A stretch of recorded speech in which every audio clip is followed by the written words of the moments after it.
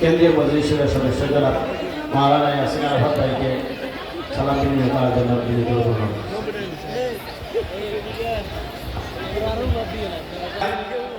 আলহামদুলিল্লাহি রাব্বিল আলামিন, আসসালাতু ওয়াসসালামু আলা রাসূলিহিল আমিন ওয়া আলা আলিহি ওয়া সাহবিহি আজমাইন।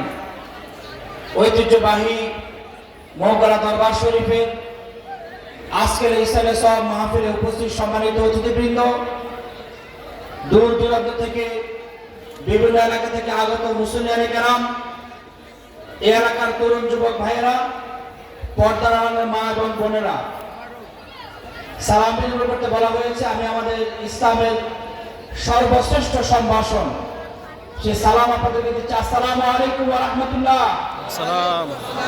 আল্লাহ দরবারে লাখো কোটি শুকরিয়া, আল্লাহ রাব্বুল আলামিন এই মহতী মাহফিলে আমাদেরকে উপস্থিত হওয়ার তৌফিক দিয়েছেন।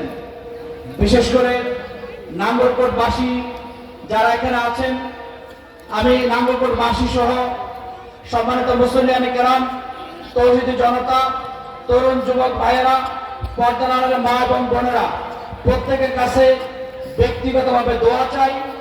আপনাদের দোয়া নিয়ে, ভালোবাসা নিয়ে এই নাঙ্গলকোটকে যাতে আগামী দিনে সুন্দর একটি জনপদে আমরা গড়ে তুলতে পারি, যে জনপদ হবে ইসলামের আলো আলোকিত জনপদ, যে জনপদ হবে কোরআনের আলো আলোকিত জনপদ, এই প্রত্যাশা করে আপনাদের কাছে আমারও দোয়া আছে।